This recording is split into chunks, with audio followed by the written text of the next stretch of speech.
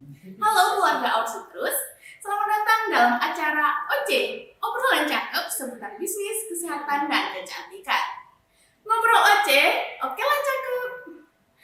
Nah, hari ini Oke senang sekali nih akan menemani kalian dengan topik seru lainnya. Topik kali ini, Alfia ditemani oleh salah satu narasumber dari kota Surabaya yang sukses di bidang bisnis, seorang wanita, dan memiliki banyak cerita dalam kesuksesannya. Nah, beliau ini sebenarnya dari kota Malang. Namun, saya juga penasaran nih, bagaimana dia tertarik untuk melebarkan karirnya di kota Surabaya. Nah, penasaran kan? Halo Bu Imani. Hai. Gimana kabarnya hari ini Bu? Tambah cantik aja nih Bu. Alhamdulillahirrahmanirrahim. Alhamdulillah baik juga. Halo sobat-sobat Outsitrus di seluruh Indonesia. Nah, kali ini kita kan mau ngobrol nih cerita Bu Ivani yang dulu dari kota Malang, kemudian kepilih Surabaya. Kenapa Surabaya jadi kota pilih Bu Ivani? Oke, karena kota Surabaya adalah kota pahlawan. Berjuang ya Bu? Oke, berjuang. Yang pertama tidak ada pilihan lain ya, karena saat itu ditawarin untuk berangkat ke Surabaya untuk kerja. Jadi oke, nggak ada pilihan lain, nggak ada kota Jakarta, nggak ada kota Palembang, nggak ada kota Medan, nggak ada kota yang lain, hanya Surabaya. Oke, saya berangkat. Untuk sebelumnya nih Ibu sudah pernah mencoba berkarir di Malang atau belum atau langsung ke Surabaya? Oke, kalau di Malang aku pernah ke kota Malangnya ya sebagai seorang SG kerja di salah satu toko di Malang. Kemudian balik lagi ke kampung halaman dan ada tawaran untuk ke Surabaya. Akhirnya saya ikut ke Surabaya bersama tante aku di kerja di salah satu salon kecantikan di Surabaya.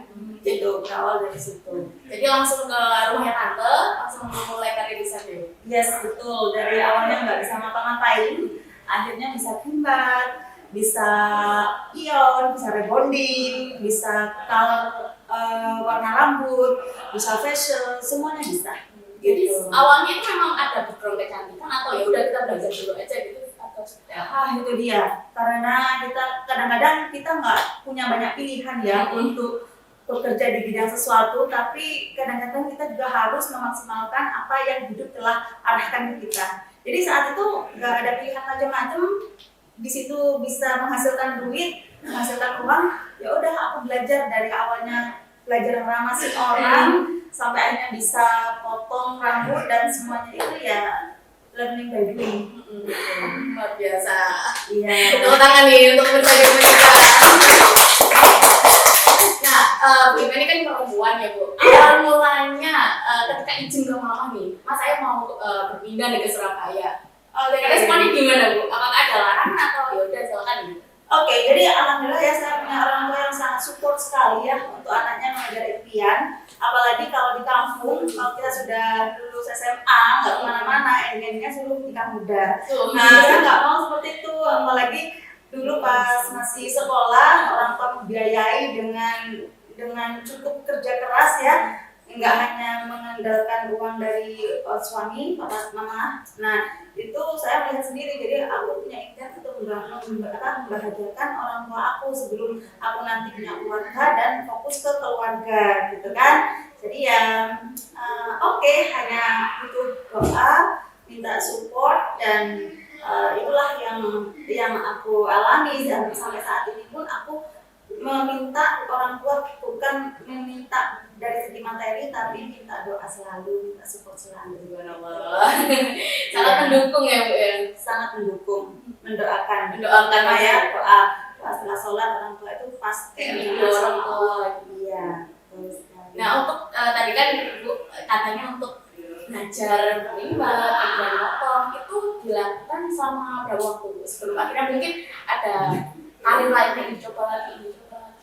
Oke, kalau aku dari awalnya rimbat gitu ya, rimbat orang, kepala orang, pasang bulu mata, extension saat itu sekitar 2 tahun aku kerja di salon kecantikan. Saat ini salon itu juga masih ada, namanya Bella Beauty Salon.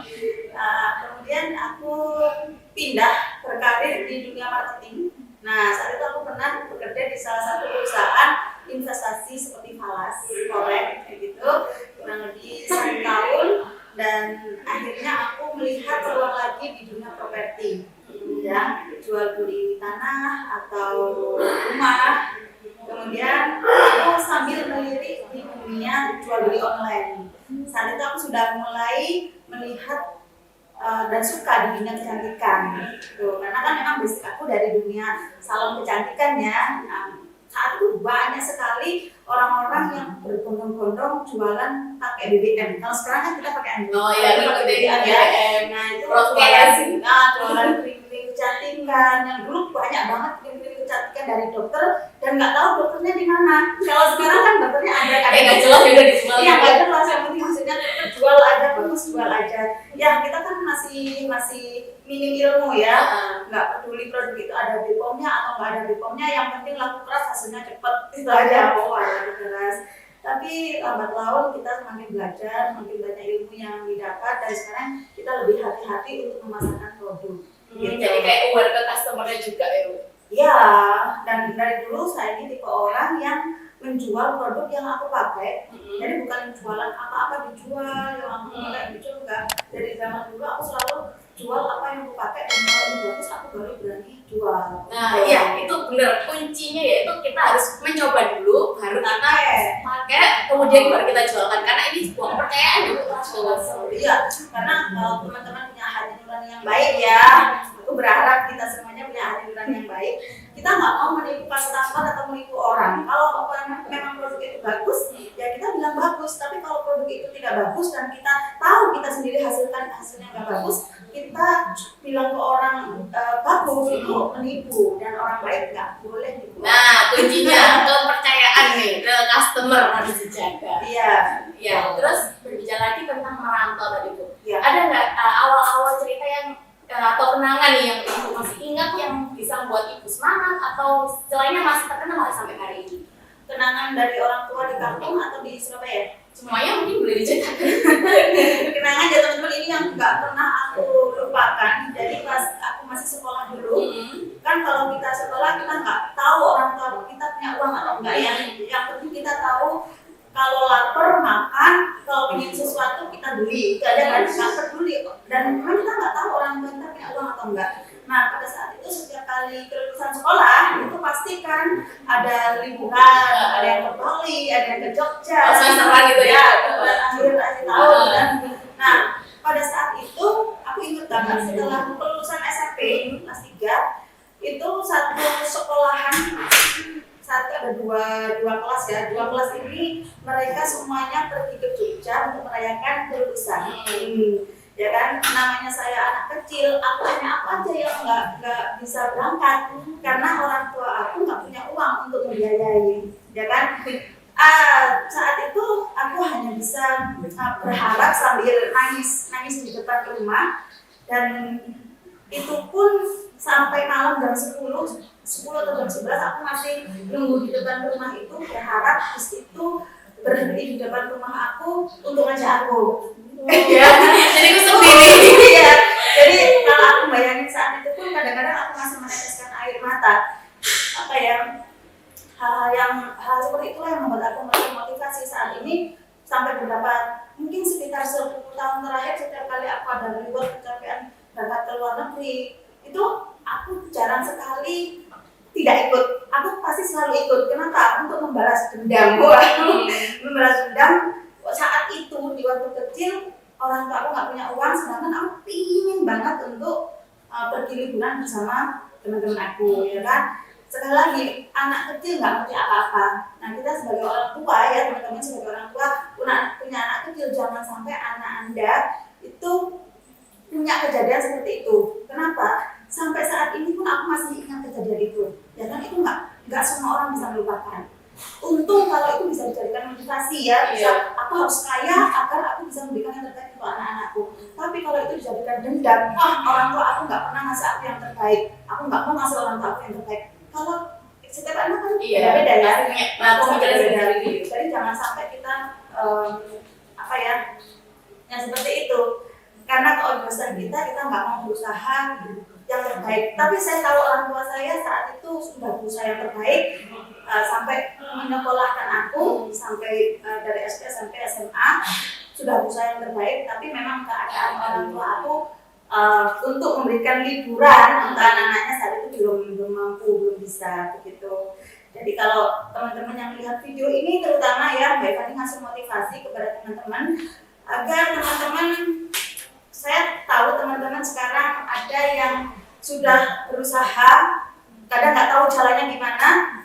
Saya kasih tahu ya jalannya. kunci. Segera bisnis awas terus dan ikut lomba kaya 100 juta. Follow your mentor. Oke.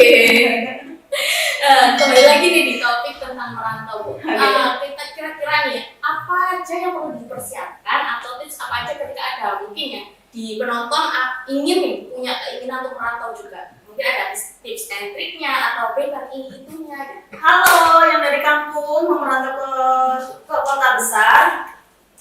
Sebenarnya tips dan trik secara personal nggak ada ya. Tapi yang pasti selalu minta doa orang tua dan kamu harus menjadi orang yang baik dan benar, itu aja. Jangan jangan berusaha untuk tipu orang, jangan mendolimi orang, jangan nggak bener lah. Jadi orang benar itu pasti baik, orang baik belum tentu benar. Nah, pegang kata-kata ini, jadilah orang baik, jujur dan benar. Itu ya. Orang tua. Ya, ini sekarang kan Ibu Ivani setelahnya sudah berhasil nih Bu, sudah membahaskan dari dalam, tapi dalam jalan yang positif lah ya Bu, sudah sukses di finansialnya juga, atau bisa dikatakan financial freedom. Nah, menurut Ibu Ivani sendiri, financial freedom itu seperti apa? Financial freedom artinya kamu bangun tidur langsung dapat SMS. Bonus itu financial freedom, dan teman-teman harus tahu yang namanya financial freedom itu harus dibangun ya, bukan tiba-tiba kita lahir ingin financial freedom tanpa kerja langsung kita dapat financial freedom, nggak seperti itu. Jadi harus dibangun, yang namanya sebuah bisnis itu harus dibangun. Jadi kalau financial freedom sendiri itu kita tidak kerja pun kita akan mendapatkan hasil dari kerja keras kita beberapa tahun yang lalu. Nah, sekali lagi Mbak Ivani tekankan kepada teman-teman, namanya financial freedom harus dibangun. Boleh dong Mbak Ivani mengajak teman-teman untuk kerja keras, mumpung kita masih muda, mumpung kita masih bisa beraktivitas dan alhamdulillah dalam keadaan sehat sempurna ya. Jangan sampai kita udah dikasih kesehatan fisik yang sempurna, kita malas-malasan di usia yang muda. Iya, karena bukti terbesar adalah bukti waktu yang itu tidak bisa diulang lagi. Sekali. Nah, apalagi tuh, satu lagi. Banyak ya. Apalagi tuh, takut modal uangnya nggak kembali. Bener-bener teman-teman, yang nggak bisa kembali itu hanya waktu. Kalau semua uang itu kita pakai modal untuk usaha, itu akan kembali ya, tapi kalau waktu itu nggak akan pernah kembali. Waktu itu kuncinya ya Bu ya. Nah, saya juga lihat nih Bu kadang di story-nya Bu Ivani sering share tentang investasi nih, investasi emas ya Bu kalau nggak salah. Nah, menurut Bu Ivani sendiri investasi itu seberapa penting dan kenapa harus berinvestasi? Investasi aku akan membedah sedikit ya, agar teman-teman tidak terjerumus di investasi bodong yang sekarang juga marak sekali. Ada beberapa kasus dan sudah masuk ke Polda juga, bukan hanya ownernya yang masuk ke Polda, tapi leadernya juga masuk ke Polda ya, teman-teman harus hati-hati. Kalau saya sendiri investasi emas dalam bentuk emas fisik ya, jadi aku beli emas ke Antam, kemudian aku punya emas fisik, bukan aku beli nilai-nilai apa itu enggak. Aku beli emas fisik dan aku kumpulkan. Nah, itu nilainya miliaran juga. Seberapa penting ya? Buat aku penting teman-teman, karena kita sebagai seorang pengusaha seperti kita network ataupun pengusaha konvensional, kita nggak pernah punya gaji yang stuck atau sama seperti seorang pegawai. Kalau pegawai kan kalau gajinya 5 juta nih, 5 juta, bulan depan 5 juta, bulan depan 5 juta, pasti kan 5 juta. Tapi kalau seorang pengusaha seperti kita, ya itu gajinya nggak pernah sama. Bisa dalam bulan ini 5 juta, bisa naik, ya bisa sampai 100 juta, bisa turun juga gitu. Jadi buat aku investasi sangat penting untuk biaya dadaan. Biaya dadaan, dan aku kasih saran juga ke teman-teman, jangan beli sesuatu dengan hutang. apalagi utang Shopee ya, Pay. gitu ya, jangan. Apalagi KPR sampai 20 tahun di rumah, jangan. Lebih baik kita kerja keras dulu, Ditabung, ditabung, beli rumah. Nah itu, ayo siapa yang masih suka yang utang? Dan takutnya gini, ya kita kan nggak tahu ya usia kita ya. Usianya utang pasti bayar KPR-nya sampai 20 tahun. Ternyata Atau usianya sampai 5 tahun ke depan. Nah, sisa 15 tahun ini diwariskan ke anak cucunya. nah itu, jadi kayak ngasih tanggungan lah. Nah untuk target selanjutnya nih Bu, Ibu ingin investasi di emas lagi atau mungkin ada target yang lain? Sebenarnya investasi aku banyak ya teman-teman, dan alhamdulillah ini juga hasil dari bisnis network yang banyak orang di luar sana menganggap apa itu bisnis MLM, apa itu bisnis cari-cari orang gitu kan. Next aku akan bahas itu. Cuman investasi apa yang aku dapatkan dari bisnis network? Yang pertama, aku udah punya 3 gedung perkantoran di Pakuan Tower. Itu dengan Plaza tahu kita ada gedung besar. Siapa yang mau mampir nih? Ada 3. Terus alhamdulillah rumah sudah cukup besar. Kemudian ada beberapa mobil mewah juga ada, emas batangan, investasi tanah ada. Kalau mau investasi nambah apa lagi? Saat ini aku ingin membangun 99 masjid. Subhanallah. Ya, amin. Semoga yang dimudahkan ya, Bu. amin ya. Yang tersebar di seluruh Indonesia dan setiap provinsi ada 3. Kalau di Indonesia kan ada 34 provinsi ya. Nah, setiap provinsi ada 3. Doain ya. Amin, kita doakan semuanya. Ya, ini terus untuk pesan-pesannya yang bisa kita jadikan bekal nih mungkin untuk penonton. Teman-teman, hidup ini cuma sebentar. Jadilah hidupmu dengan luar biasa. Jadikan hidupmu dengan wonderful. Bukan hidup yang biasa-biasa aja. Dan bermimpilah sebesar-besarnya, make your dream become true. Buat impimu menjadi nyata. Bukan hanya sekedar aku mimpi-mimpi, tapi buat action. Lakukan kerja keras untuk mencapai impian kamu. Dan semua berawal dari impian ya teman-teman ya. Betul sekali. Ya, jadi jangan takut bermimpi ya. Jadi mimpi nggak cuma bunga tidur, tapi juga harus diwujudkan. Nah itu diingat-ingat terus ya untuk teman-teman acara OJ kali ini. Jangan mudah menyerah ya. Karena impian besar itu biasanya ada ujian besar juga. Jadi aku selalu bilang, kalau kamu ingin punya impian besar di sini, aku yakin kok setiap orang itu punya impian. Kamu punya impian besar di sini nih ya. Kamu udah doa ya Allah, aku tolong memberikan aku ini impian ini. Allah itu sudah menyediakan di sini impian kamu. Kamu posisinya di sini, tapi Allah udah menyediakan juga nih di sini ada ujian-ujian yang kamu harus lewati. Terus aja jalani prosesnya. Terus aja jalani, kamu akan sampai ke sini. Itu loh, seperti itu. Kebanyakan orang pingin mimpi besar di sini, tapi dia udah doa di sini ketemu satu ujian, dia udah nyerah. Dia udah banyak keluhan ini itu, dan dia mungkin ujian pertama dia berhasil, ujian kedua dia berhasil, ujian keempat dia gagal. Itulah. Jadi sebenarnya nggak ada orang gagal. Orang gagal itu hanya berhenti terlalu cepat untuk mengejar impiannya.